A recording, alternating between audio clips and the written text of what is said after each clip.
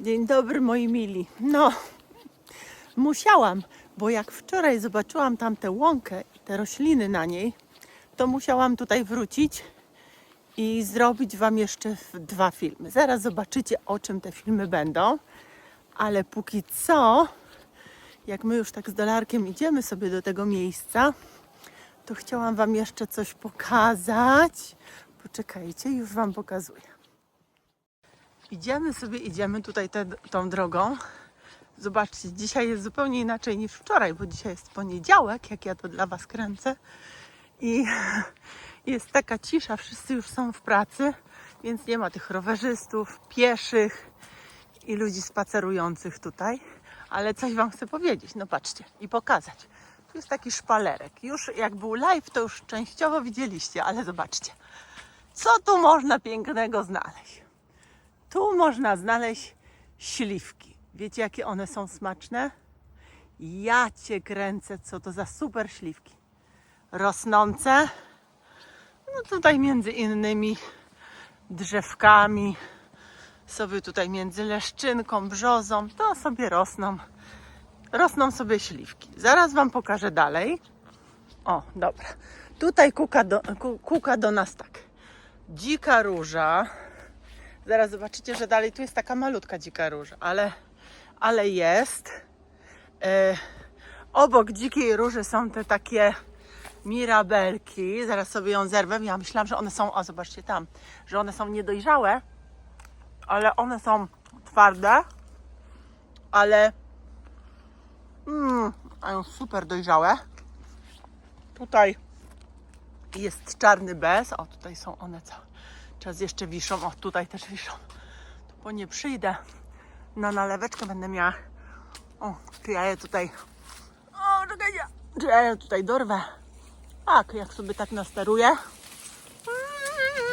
Czekajcie. No, dorwałam się do tych też. Ale mi się telefon przekrzywiło. O, tutaj są jeszcze ten, więc tu będę miała. Tu jest głuk, ten akurat nie ma dużo tych swoich czerwonych kuleczek. No, ale zobaczcie tutaj. Śliwa tarnina. Przepiękna. Ona chyba jest tutaj za zakrętem też. Czekajcie. A tak, dobrze pamiętam. No, tu jest taka większa. Bardziej dorodna. Też ma śliweczki. Też sobie przyjdę, zamrożę i zrobię. O, dzika róża. Czekajcie, pokażę Wam dalej. O, widzicie? Tutaj jest dzika róża. Już prawie dojrzała. Jeszcze trochę wymaga czasu. Tu też ta dzika róża jest. Zobaczcie, zobaczcie, zobaczcie. Zobaczcie, czy to oko nie cieszy taki widok. Dzika róża. Tu jest też dzika róża. No i czekajcie dalej. Szukałam tego głogu. Tam było trochę, ale o. Tutaj też jest głóg. Zobaczcie, no po prostu jaka to jest jakaś taka apteka piękna, gdzie jest wszystko. O, tu już tak się bardziej czerwieni. Proszę bardzo. A tu jest ta nasza łąka, skąd robiliśmy dla Was film o Nagietku. A teraz zrobimy jeszcze dla Was 2 filmy. Dolarku, idziemy na łąkę. No to zobaczenia za sekundę i dowiecie się już, co będzie, ale pewnie po... O, tutaj tego głogu jest dużo też, no. Dowiecie się po tytule, już pewnie wiecie po tytule, co jest bohaterem dzisiejszego odcinka. I dzika róża znowu. Ej, ale dużo jej tu jest. No dobra, to idziemy tam.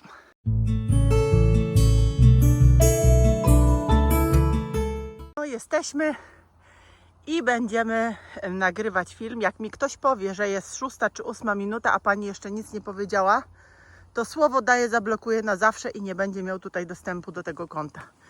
Bo już Wam tyle razy mówiłam, że ja jestem gaduła i jak do mnie goście przychodzą z wizytą, to ja nie mówię, masz co chcesz i idź dalej, tylko najpierw ich zagaduję, a co u Ciebie, a co tak, a co śmak. Gadam dużo, potem przechodzimy do interesów, a potem jeszcze sobie gadamy. Więc jeżeli komuś taka formuła nie odpowiada, to od razu mówię, proszę tutaj nie zaglądać, bo po co siać złą energię i psuć humor innym ziółkom, które tutaj są. A my mamy, patrzcie, gdzie on jest. Tutaj jest, uwaga, tutaj jest, uwaga, i tutaj jest z pszczółką, która go też odwiedziła. Bohater dzisiejszego odcinka, czyli ogórecznik lekarski. No nie na darmo. Ej, gdzie jest moja ta ostrość? O, i tutaj jest go pełno. Nie na darmo, kochani, on jest lekarskim ogórecznikiem. A dlaczego lekarskim? Jakie ma właściwości i w czym nam może pomóc? To Katarzynka już Wam za chwilę wszystko opowie. Chodź, Zolisiu. Chodź, słonko. Moi drodzy, na obrzeżach ogrodu, tam gdzie powietrze przesycone jest brzęczeniem pszczół i zapachem ciepłej ziemi, zakwita on, ogórecznik lekarski. Jego kwiaty przypominają gwiazdy strącone z nieba, błękitne i delikatne, a jednocześnie pełne odwagi. Liście, one naprawdę pachną świeżym ogórkiem, jak je potrzemy, rozetrzemy w palcach. I przywołują wspomnienie lata i prostoty dzieciństwa. Od wieków roślina ta była uznawana za symbol odwagi, za symbol nadziei, pogody ducha, a jej obecność w ogrodzie albo i tutaj na łące uważana była za znak dobrego losu. Musiałam się rozebrać, bo usiedliśmy w słońcu i naprawdę w słońcu jest bardzo ciepło, aczkolwiek rano było 8 stopni, także już nadchodzi jesień. Ale wracamy do ogórecznika. Skąd pochodzi ogórecznik? Ogórecznik pochodzi z obszaru śródziemnomorskiego, ale obecnie jest uprawiany i zdziczały też, jak tutaj widać, w całej Europie, także i u nas w Polsce. On preferuje, o czym się nie trudno przekonać, stanowiska słoneczne, więc rośnie w ogrodach, na polach, przy drożach. Jest rośliną jednoroczną, czyli podobnie jak nagietek, o którym mówiliśmy, ale się bardzo łatwo rozsiewa i rozmnaża i dlatego pojawia się rok po roku w tych samych miejscach, tworząc takie błękitne kępy. Jak my tutaj przyjdziemy za rok, to zobaczycie, że tego ogórecznika będzie tak samo dużo albo i nawet jeszcze więcej. A jak wygląda ogórecznik? Już Wam mówię dokładnie o morfologii. Ogórecznik ma sztywną łodygę. Widzicie, tu jest taka sztywna jego łodyga. Rozgałęziona i pokryta, ja myślę, że to widać dokładnie, nie muszę przybliżać, pokryta szorstkimi włoskami. Osiąga od 30 do 70 cm. Tutaj akurat jest tak 40 może, ale ile tych pszczół jest? Dlatego, że on tutaj nie musi walczyć o słońce, więc nie musi tak w górę bardzo wysoko iść. Co jeszcze? Liście są jajowate. O, to też tu widzicie.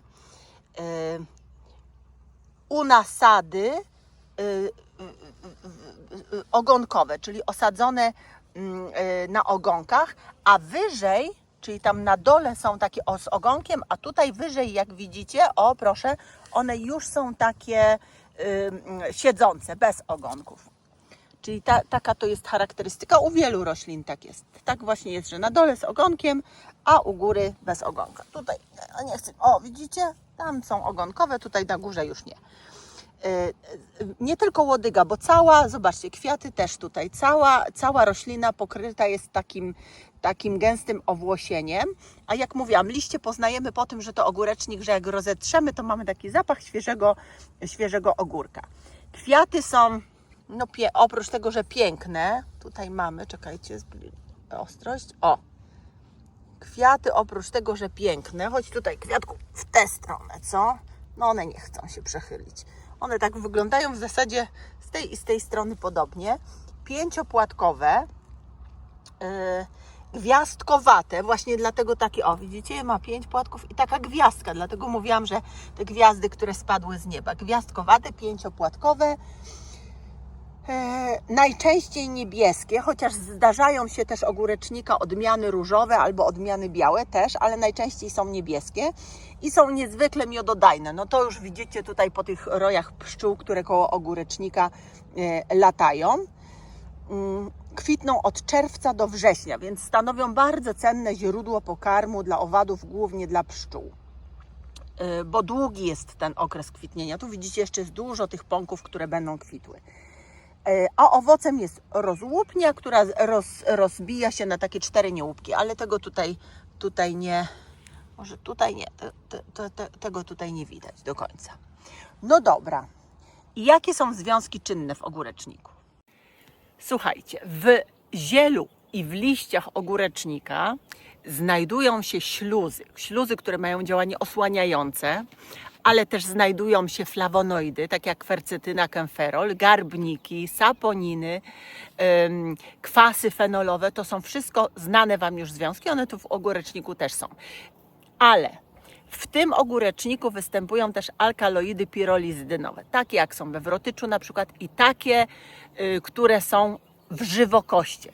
I one ograniczają możliwość długotrwałego stosowania surowca wewnętrznie. W zasadzie się mówi, że nie powinno się w dawnej medycynie ludowej robiono napary i jest to stosowano, działało osłaniająco, to zaraz powiem, przy podrażnieniach gardła i one tak przez te śluzy będą działały. Tylko musimy pamiętać, że w związku z tymi alkaloidami istnieje niebezpieczeństwo uszkodzenia wątroby. Ale ogórecznik jest o wiele bardziej łagodny niż żywokost. Żywokost ma te alkaloidy więcej i bardziej agresywne. A tutaj nie. Tak samo jak my na przykład wrotycz stosujemy tak w odpowiednich ilościach, czy w niewielkich ilościach, czy w mieszankach, możemy sobie tego ogórecznika dodać. Ale jeżeli ktoś ma problemy z wątrobą, za chwilę też będę mówiła o tym, to nie dlatego, że on tę wątrobę obciąża. Zdrowa wątroba sobie z tym poradzi, ale teraz w fitoterapii już się nie rekomenduje ogórecznika do takiego przynajmniej intensywnego stosowania wewnętrznego. Natomiast olej, który jest pozyskiwany z niego, pozyskiwany z nasion ogórecznika, jest bardzo cennym surowcem, dlatego że jest bogaty w kwas przede wszystkim gamma-linolenowy, bardzo cenny kwas. I tamtego kwasu jest nawet do 24%, więc bardzo dużo, a on naprawdę dużo dobrego dla nas robi. I w oleju ogórecznika jest tak, że on jest pozbawiony tych alkaloidów pirolizydonowych, zwłaszcza jak jest dobrze oczyszczony. Tak więc dlatego możemy nie tylko stosować wewnętrznie, ale możemy stosować we wszystkich kosmetykach. On tak bardzo charakterystycznie pachnie, niektórzy mówią, że śmierdzi. Ja mam go w kremie nawilżającym z algami. Czasami sobie nie mogę z tym zapachem poradzić, bo żaden olejek eteryczny tego nie przykrywa. Znaczy mi on nie przeszkadza, ale wiem, że niektórzy sobie się te różnie zapatrują. Oprócz kwasu gamma-linolenowego jeszcze jest kwas linolowy i kwas oleinowy. Dzięki temu naprawdę ten olej z ogórecznika stanowi cenny składnik zarówno dietetyczny, jak i kosmetyczny. Teraz tak, jakbyśmy zrobili sobie taki napar, to jak już mówiłam, on działa osłaniająco, działa łagodząco na podrażnione gardło i na drogi oddechowe. Dlatego może nas wspierać w czasie przeziębień, tak jak teraz nadchodzą jesienne infekcje. Lekko działa na potnie, dlatego to zwalczanie infekcji bardzo nam będzie ułatwiał. Ma też działanie moczopędne, delikatnie uspokajające, więc to jest naprawdę super cenny składnik. Ale jak powiedziałam, najcenniejszy jest ten olej, zarówno w dietetyce, jak i w kosmetyce. Dlatego, że on reguluje gospodarkę lipidową przez te wszystkie cenne oleje, które w sobie ma, ale nie tylko, bo inne substancje. Działa też przeciwzapalnie, działa regenerująco na skórę. Szczególnie jeżeli mamy na przykład atopowe zapalenie skóry, mamy wszelkiego rodzaju egzemy, łuszczyce, to ten olej z ogórecznika jest nieoceniony, moi kochani. Tylko pamiętajmy, że są przeciwwskazania, tak? Ze względu na te alkaloidy pirolizydynowe, żeby nie stosować go wewnętrznie, czy tam naparów, czy nalewek, nie stosować długotrwale. Oczywiście nie kobietom w ciąży, nie matkom karmiącym, nie małym dzieciom, bo to wszystko może być zbyt obciążające dla ich organizmów. Też, jak wspomniałam, nie u osób cierpiących na choroby wątroby, no bo po co dodatkowo tę wątrobę wątrobę obciążać. I u tych, którzy przyjmują na przykład leki o działaniu hepatotoksycznym, dlatego że on może zintensyfikować działanie tych leków, tak? Tak się teraz zastanowiłam, że kochani, no oczywiście wy powiecie, jakie to są leki o działaniu hepatotoksycznym? Nikt przy zdrowych zmysłach nie bierze takich leków, które trują wątrobę. Tak, no oczywiście, że tak. Nie ma tego. Proszę wziąć leki, które zatrują pani wątrobę. Nie. Mówiąc o tym leki o działaniu hepatotoksycznym, miałam na myśli te, które przy okazji jakby są wielkim obciążeniem dla naszej wątroby, czyli na przykład paracetamol. Wiecie o tym, że to tak jest? No, antybiotyki, leki przeciwpadaczkowe, wszystkie statyny, one są obciążeniem wielkim dla naszej wątroby. Więc jeżeli my będziemy jeszcze brać ogórecznik, to będzie intensyfikować działanie tych leków, czyli to hepatotoksyczne działanie leków. Nie? O to mi chodziło. Także żebyście nie myśleli, że ja jakieś leki hepatotoksyczne znam albo rekomenduję. Nie. To jest to działanie uboczne niektórych leków przed chwilą wymienionych przeze mnie. Ale kochani, olej, zwłaszcza ten oczyszczony z alkaloidów pirolizydynowych, możemy śmiało przyjmować i to jest naprawdę super fantastyczny środek. Jeżeli chcemy sobie zrobić napar i nas kusi, no to tak, jedną łyżkę ziela zalewamy szklanką wrzątku, parzymy 10 do 15 minut i pijemy na przykład raz dziennie, ale bardzo krótkotrwale, nie dłużej niż 7 dni, a najlepiej, żeby sobie tam ogórecznik włożyć do jakiejś mieszanki, to już na pewno nam nie zaszkodzi. Zewnętrznie stosujemy go gdzie też? Do wszelkiego rodzaju płukanek, do kompresów, jeżeli mamy podrażnioną skórę, jeżeli mamy swędzącą skórę, tak? Co jeszcze? Jeżeli mamy w ogródku młode liście, młode kwiaty ogórecznika, to możemy sobie je stosować jako co? Jako ozdobę sałatek na przykład, jako dodatek do chłodników, do lemoniad wszelkiego rodzaju, bo on jest naprawdę pyszny i nadaje taki fajny smak. Natomiast jak pamiętajmy, że to spożycie powinno być ograniczone ze względu na alkaloidy. Ale olej Wam rekomenduję, niezależnie od tego, czy w butelce, czy w kapsułkach, bo on jest ważny i bardzo dla naszego zdrowia cenny. I to są takie dawki, które potem to trzeba sprawdzić, które odpowiadają do 400 gramów, miligramów, poprawiam się, do 400 mg tego kwasu gamma-linolenowego na dobę. Można tyle wtedy przyjąć wewnętrznie. A teraz, kochani moi, idę do następnej rośliny, bo też chcę Wam o niej zrobić, ale jeszcze żegnając się z ogórecznikiem, o Boże, ile tu tych pszczółek jest. Chciałam Wam powiedzieć o wierzeniach ludowych i magii, dlatego że ogórecznik od dawna uważano za roślinę odwagi i w średniowieczu dodawano go do napoju wojowników, aby on im wzmacniał serce, dodawał właśnie odwagi i odpędzał smutek i strach. Wierzono też, że te błękitne kwiaty oczyszczają myśli i chronią przed złymi mocami, a noszone na przykład w woreczku przy sercu przyciągają radość i przyciągają nadzieję. W tradycji ludowej mówiono też, że ogórecznik rozwesela serce i odpędza troski. Dlatego dodawano go na przykład do miłosnych mikstur i weselnych napojów. Dla wielu pokoleń był on nie tylko rośliną leczniczą, ale był również amuletem, który chronił dom i gospodarstwo przed smutkiem i złą energią. My się żegnamy z ogórecznikiem, z pszczółkami. Tuliśku, słoneczko moje kochane, dlaczego ty jesteś niecierpliwy? Pójdziemy już sobie dalej. Tu jest też ogórecznik, tu jest też ogórecznik. Ach, dużo go tutaj jest. A my idziemy tam, bo tam jeszcze rośnie roślina, z którą spotkacie się następnym razem, a która bardzo nas tutaj zaintrygowała na tej łące. To co, kochani? Ja Was ściskam, pozdrawiam.